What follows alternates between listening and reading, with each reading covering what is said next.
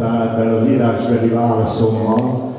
Úgy mondanám neked, hogy a Braun Péter kérdése annyira összetett volt, és nem az én szakmámba vágó. Ha a Zsuzsi kérdését kaptam volna, akkor rögtön tudtam volna, hogy a költségcsökkentés az nem a minőség rovására ment volna, hanem például sík tégla helyett sima normál téglát használnak, és ebben te is tudod nagyon jól, mivel szakember vagy, milliókat lehet megspórolni. De mivel a kérdés, az én kérdésem a Zsuzsának szólt volna, és ez így fordítva volt, így megengedhetem azt magamnak, hogy tudományosan és pontosan válaszoljak írásban feltett kérdésre.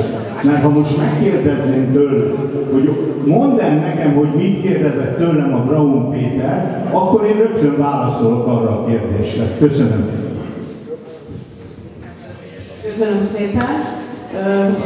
Ott van még egy urat, aki nem kapott szót. Parancsoljon. Ja, ne kapott már, ne haragudjon.